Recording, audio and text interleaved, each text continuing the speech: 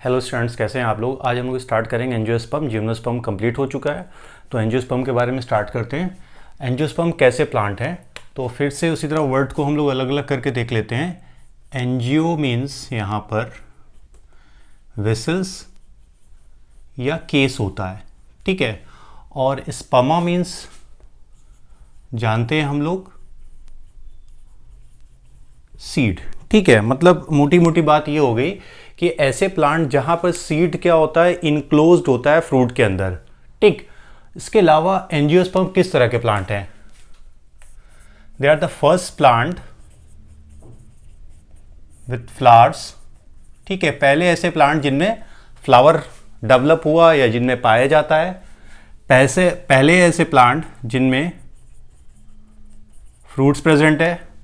पहले ऐसे प्लांट जिनमें ओवरी प्रेजेंट है, ठीक है। और पहले ऐसे प्लांट जिनमें सीड इनक्लोज्ड है, ठीक है। कहां पर? इसी फ्रूट के अंदर। तो सीड यहां पर नेकेड नहीं, बल्कि सीड क्या है? कवर्ड हैं। इसीलिए इनको हम लोग फ्लावरिंग प्लांट, फ्रूटिंग प्लांट भी बोलते हैं। तो ये इंपॉर्टेंट पॉइंट है जिसको हमको ध्यान में रखना है कि पहले ऐसे प्लांट जहां पे फ्लावर प्रेजेंट है, फ्रूट प्रेजेंट है। अदर फीचर्स में अगर हम लोग देखें और सारे, तो they are the most advanced, सबसे ज्यादा एडवांस प्लांट होंगे। मोस्ट अबंडेंट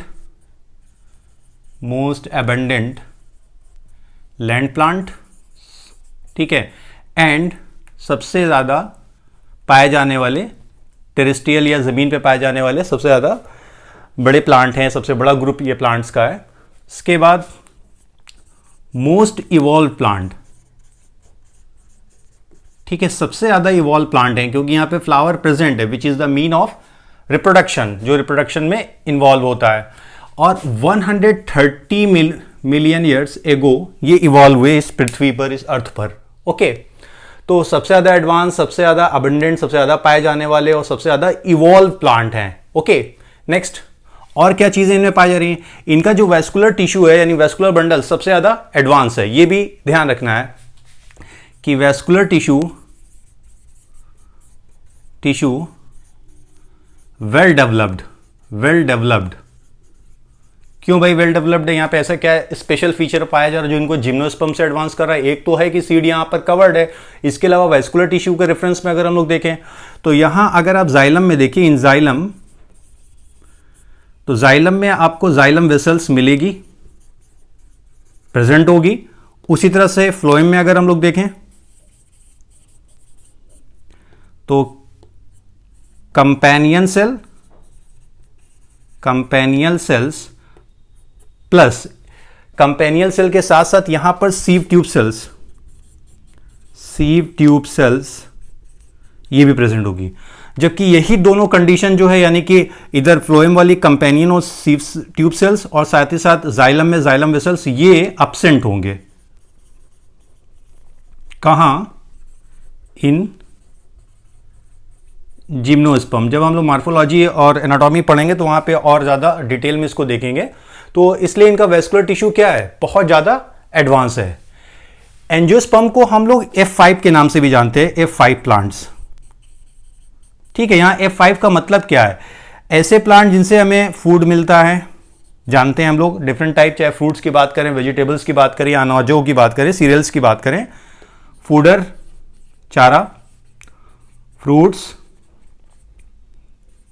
फ्यूल्स ईंधन के तौर पे भी, अब तो गैस यूज होने लगी है, लेकिन काफी पहले फ्यूल्स के तौर पे बहुत ज्यादा इस्तेमाल होता है। जो फॉसिल फ्यूल्स हो उसमें भी हम लोग कह सकते हैं फूड, फूडर, फ्रूट्स, फ्यूल्स। इसके अलावा आपको यहां पर सबसे इंपॉर्टेंट फ्लावर, ठीक है। फाइबर्स भी आप लिख सकते हैं। फ्लावर सबसे इंपॉर्टेंट पॉइंट कि फ्लावर्स भी पाया जाता है, इसलिए इनको हम लोग क्या बोलते हैं? F5 प्लांट्स भी कहते हैं। नेक्स्ट, इनके डिस्ट्रीब्यूशन की, अकरेंस की बात करें तो ये हर तरह के हैबिटेट में पाए जाएंगे। तो they are present in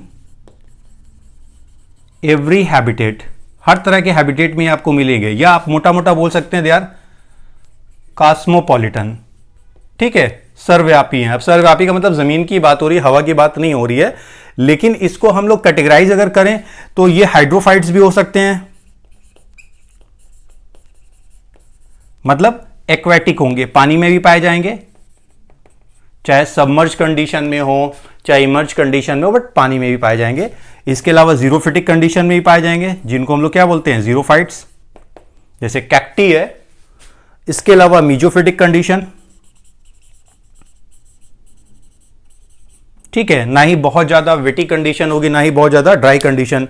xerophytic condition वो कंडीशन जहां बहुत एरिड कंडीशन है, ड्राई कंडीशन है, पानी कम, रेगिस्तान वाला एरिया हम कह सकते हैं, डिजर्ट का। ज्यादातर जो एंजियोस्पर्म होते हैं वो मीजोफिटिक होते हैं, मोस्टली क्या होंगे, मीजोफिटिक होंगे, ठीक है। नेक्स्ट आते हैं, इनके साइज की बात कर लेते हैं। तो साइज आपको बहुत ज्यादा छोटे एंजियोस्पर्म भी, स्मॉल माइक्रोस्कोपिक, जैसे कि वोल्फिया, ठीक है, जिसकी साइज 0.1 सेंटीमीटर के आसपास होती है।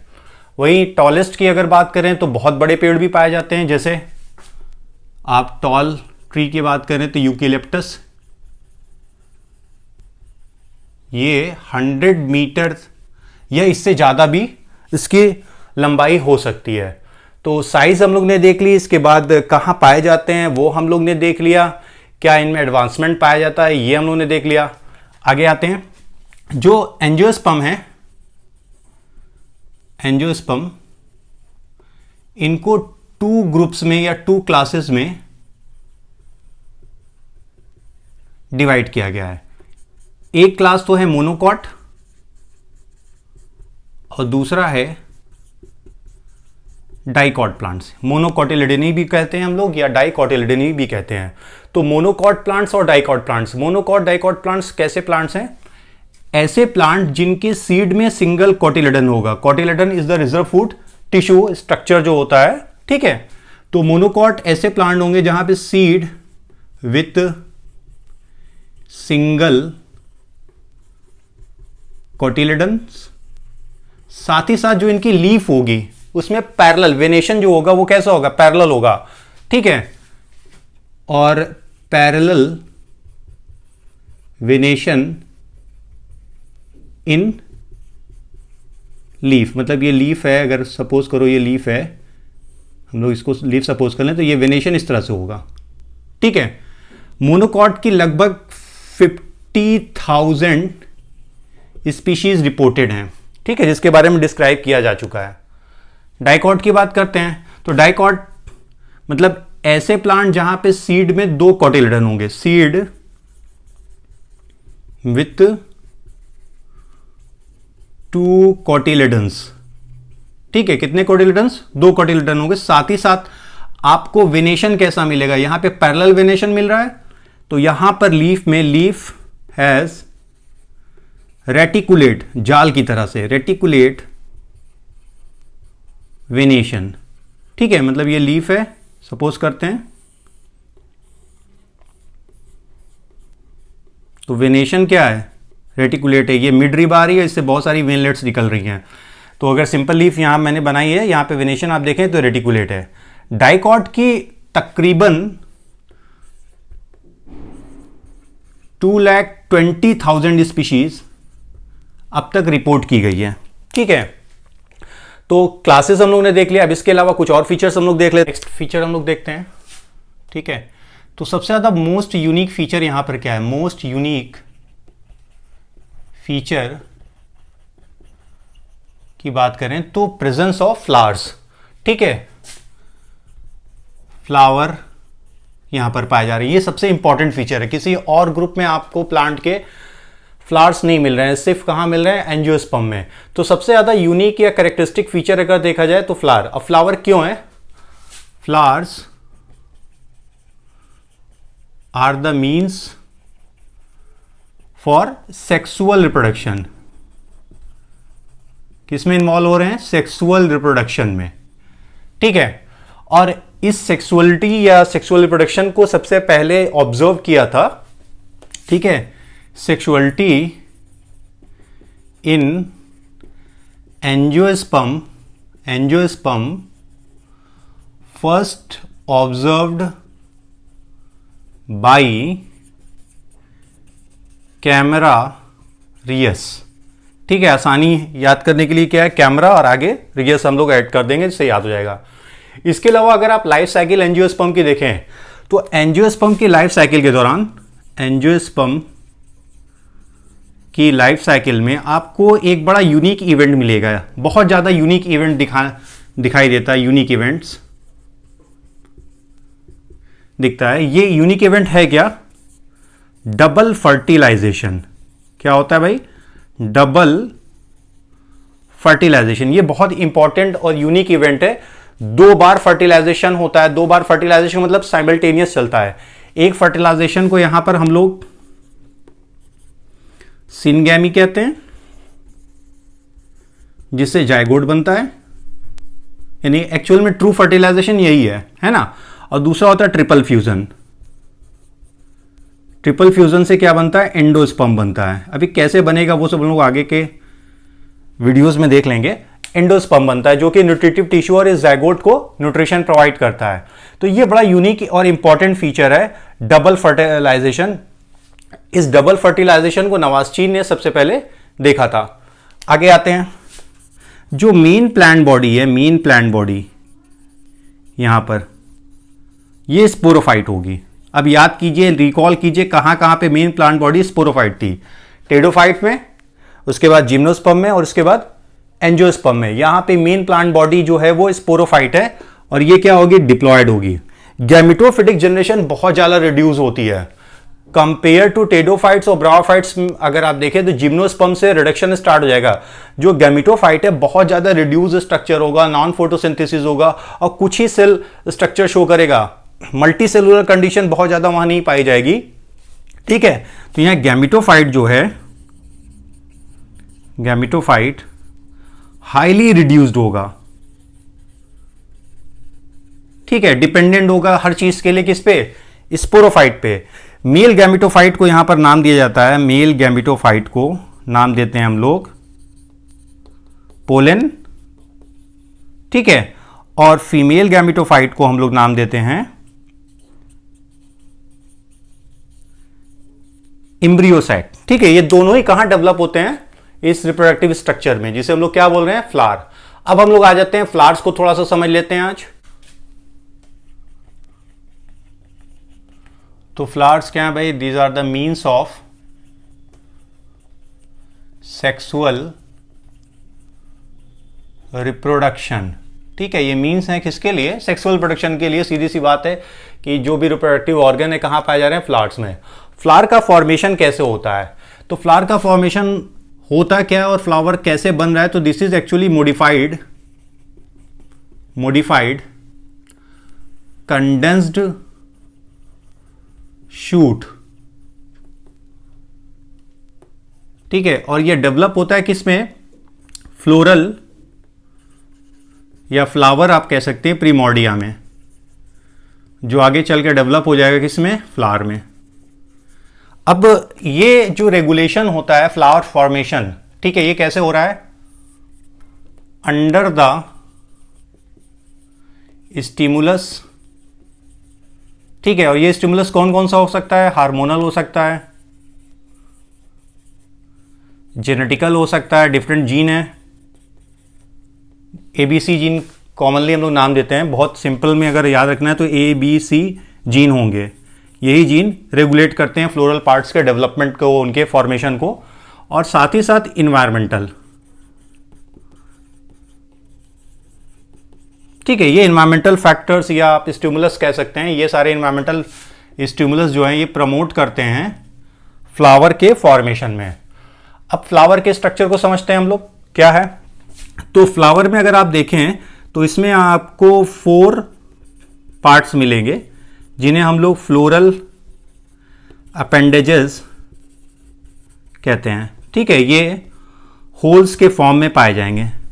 4 होल्स होंगे। कितने, 4 होल्स होंगे। इनको कैटेगराइज करें अपनी आसानी के लिए तो 2 कैटेगरी में हम लोग डिवाइड कर सकते हैं, अपर होल्स, ठीक है, 2 upper holes and the 2 lower holes. Lowers या इनर होल्स कह दें, ज्यादा अच्छा रहेगा, 2 इनर होल्स। जो अपर होल्स होते हैं इनको हम लोग नॉन एसेंशियल या असेसरी होल्स कहते हैं। क्या कहते हैं? Accessory holes. और इधर की तरफ देखें, जो लोअर या इनर होल्स हैं, अंदर की तरफ जो पाए जा रहे हैं, इनको आप नाम दे देंगे एसेंशियल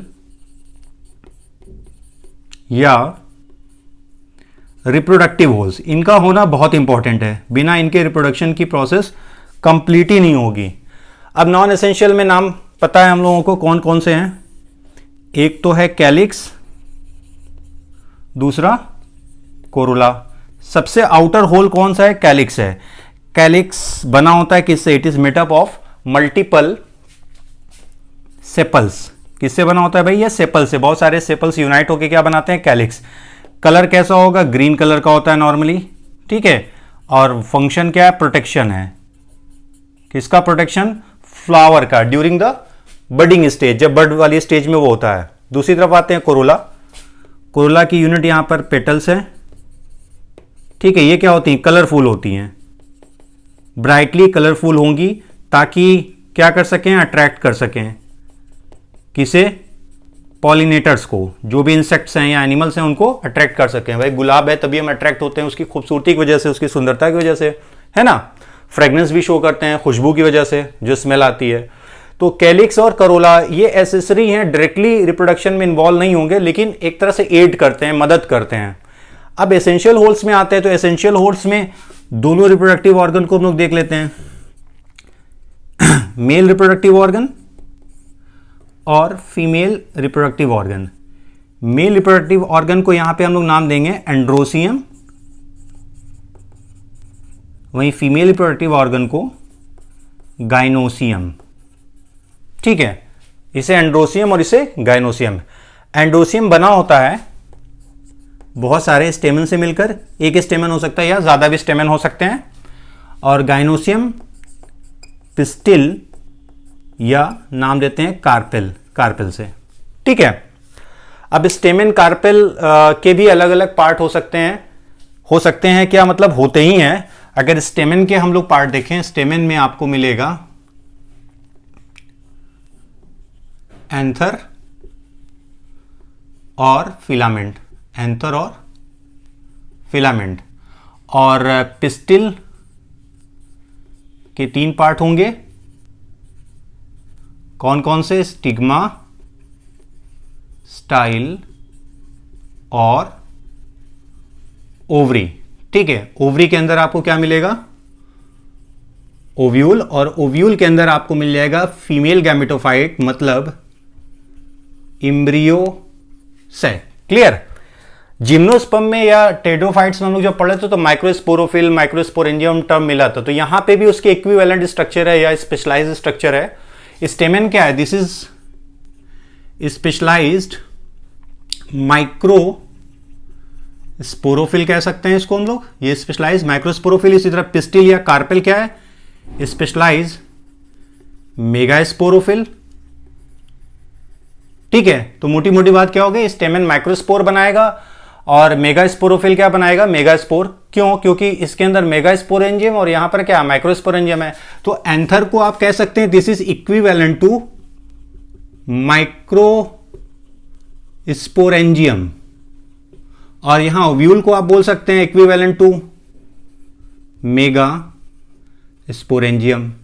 आप बुक्स में पढ़ेंगे तो ओव्यूल ब्रैकेट में मेगास्पोरेंजियम भी लिखा हुआ मिलता है, तो आप ओव्यूल को यहां मेगास्पोरेंजियम कह सकते हैं, जहां पे क्या बनेगा? मेगास्पोर का फॉर्मेशन होगा, और उस मेगास्पोर से आगे चलकर क्या बनेगा? फीमेल गैमेटोफाइट यानी एम्ब्रियोसैक। इसी तरह से यहां एंथर में आपको क्या मिल रहा है? पोलिन ग्रेन, मतलब मेल गैमेटोफाइट का फॉर्मेशन हो रहा है। तो ये हो गया अबाउट द फ्लावर्स। अब हम लोग थोड़ा सा गैमेटोफाइट को देख लेते हैं, पोलिन ग्रेन को और एम्ब्रियोसैक को 5 मिनट में हम लोग जल्दी से समझ लेते हैं। तो स्टार्ट करते हैं पहले मेल गैमेटोफाइट से। मेल गैमेटोफाइट, ठीक है, जो कि हाईली रिड्यूस्ड है। तो मेल गैमेटोफाइट को यहां नाम क्या दे रहे हैं? पॉलन। क्या नाम दे रहे हैं? पॉलन। ये पॉलन कहां बन रहा है? एंथर में बन रहा है। पॉलन बन किससे रहा है? माइक्रोस्पोर से, ठीक है, ये माइक्रोस्पोर कहां पाए जा रहे हैं? ये माइक्रोस्पोर कहां पाए जा रहे हैं? माइक्रोस्पोरेंजियम में, ठीक है। और ये माइक्रोस्पोरेंजियम एक्चुअल में कहां है? एंथर में है। यही हो रही बात। तो माइक्रोस्पोर क्या होते हैं? हैप्लॉइड होते हैं। और किससे डेवलप होते हैं? माइक्रोस्पोर मदर सेल से, जो क्या होती है? डिप्लॉयड होती है। और ये क्या करेगी? मियोसिस, और मियोसिस के बाद 4 माइक्रोस्पोर टेट्राड बनते हैं। और यही चारों माइक्रोस्पोर टेट्राड डेवलप होकर किस में कन्वर्ट हो जाते हैं? पोलन में, जो कि एक्चुअल में क्या है? मेल गैमेटोफाइट है। और इस मेल गैमेटोफाइट का स्ट्रक्चर अगर हम लोग देखें तो 2 सेल स्टेज होती है। एक तो होती है स्मॉल सेल, इसको हम लोग बोलते हैं जनरेटिव सेल। और दूसरी लार्ज सेल होती है, इसको बोलते हैं वेजिटेटिव सेल। ये वेजिटेटिव सेल आगे चलकर पोलन ट्यूब का फॉर्मेशन करती है और जनरेटिव सेल आगे चलकर मेल गैमेट का फॉर्मेशन करती है, जो डबल फर्टिलाइजेशन में इन्वॉल्व होते हैं। इस पे लेयर भी होती हैं दो। आउटर लेयर को एक्साइन कहते हैं और इनर लेयर को हम नाम देते हैं इंटाइन। एक्साइन जो होती है वो काफी हार्ड सब्सटेंस से मिलकर बनी होती है, जिसका नाम है स्पोरोपोलेनिन। क्लास 12th में आप लोगों को ये सारे लेक्चर और डिटेल में इन सारे चीज़ों के बारे में पढ़ने के लिए मिलेगा। फिलहाल 11 में थोड़ा बहुत हम लोग रेफरेंस ले ले रहे हैं। इंटाइन बनी होती है पेक्टिन और सेलुलोज की, तो ऊपर वाली थिक होती है जबकि इंटाइन थोड़ी थिन होती है। कहीं कहीं पे एक्साइन एब्सेंट होती है ना। जिस जगह एब्सेंट होती है उस एरिया को बोलते हैं जर्मपोर। एब्सेंट होगी या एकदम थिन होगी, यहीं से पोलन ट्यूब का फॉर्मेशन होता है। एक बार फिर से देख लेते हैं, मेल गैमेटोफाइट कौन है? पोलन है। पोलन का फॉर्मेशन किससे हो रहा है? माइक्रोस्पोर से। माइक्रोस्पोर किससे बन रहा है? माइक्रोस्पोर मदर सेल से। माइक्रोस्पोर मदर सेल कहां पाई जा रही है? माइक्रोस्पोरेंजियम में। एक्चुअली ये माइक्रोस्पोर मदर सेल जो दिखती है, ये लोकेट करती है in the form of sporogenous tissue के तौर पे। कैसे? स्पोरोजिनस टिश्यू के तौर पे, ठीक है। ये स्पोरोजिनस टिश्यू के अंदर बहुत सारी माइक्रोस्पोर मदर सेल होती हैं जो डेवलप होकर क्या बनाती हैं? पोलन या मेल गैमेटोफाइट। तो ये हो गया अबाउट द मेल गैमेटोफाइट। अब फीमेल गैमेटोफाइट देख लेते हैं। फीमेल गैमेटोफाइट यहां पर कौन है भाई? एम्ब्रियोसैक है, ठीक है। क्या है? एम्ब्रियोसैक है। इस एम्ब्रियोसैक का फॉर्मेशन होता किससे है? मेगास्पोर से। किससे होता है? मेगास्पोर से। ये मेगास्पोर जो है ये किससे बन रहा है? मेगास्पोर मदर सेल से, जो क्या है? डिप्लॉयड है। ये मेगास्पोर मदर सेल कहां पाई जा रही है? मेगास्पोरेंजियम में। मेगास्पोरेंजियम का मतलब क्या हो गया? ओव्यूल हो गया। यहां पे भी लिखा हुआ है ओव्यूल हो गया। तो मेगास्पोर मदर सेल मेगास्पोरेंजियम में किस तरह से दिखती है? ये भी मास ऑफ सेल के फॉर्म में मिलेगी, मास ऑफ होमोजीनस सेल्स, जिसे हम लोग नाम देते हैं न्यूसेलस। क्या नाम देते हैं? न्यूसेलस। तो यही डेवलप होती है और 4 मेगास्पोर बनाएगी। कितने? 4 मेगास्पोर, क्योंकि सेल डिवीजन कौन सा चलेगा? मियोसिस। जैसे ऊपर चल रहा था यहां पर मियोसिस चल रहा है, तो 4 मेगास्पोर बनाएगी। इन 4 मेगास्पोर में से 3 तो डीजेनरेट कर जाते हैं। 3 क्या होते हैं? डीजेनरेट कर जाते हैं। एक डेवलप होता है और क्या बनाता है? अल्टीमेटली एम्ब्रियोसैक का फॉर्मेशन करता है। एम्ब्रियोसैक का डायग्राम अगर हम लोग देखें तो समझ में आ जाएगा थोड़ा सा। तो एम्ब्रियोसैक का डायग्राम हम लोग स्टार्ट करते हैं। उसके पहले थोड़ा सा समझ लीजिए, ये स्ट्रक्चर तो मैंने बता ही दिया है और आप लोग जानते भी होंगे। एम्ब्रियोसैक हम लोग को समझना है, ठीक है। ये एम्ब्रियोसैक या फीमेल गैमेटोफाइट का स्ट्रक्चर कैसा होता है? किससे बन रहा है? मेगास्पोर मदर सेल से। तो इसको थोड़ा बड़ा करके जल्दी से बना के समझ लेते हैं हम लोग।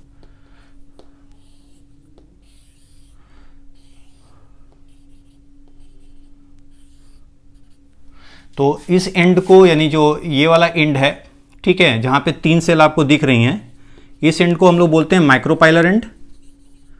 माइक्रोपाइलर एंड, ठीक है। ओव्यूल जहां पे पूरी तरह से इनसर्किल नहीं है, यानी यहां पे लेयरिंग नहीं है, स्पेस खाली है, तो इस एंड को माइक्रोपाइलर एंड। इसके अपोजिट एंड को हम लोग बोलते हैं कैलेजल एंड, यानी ये वाला पोर्शन जो होगा ये कैलेजल एंड होगा।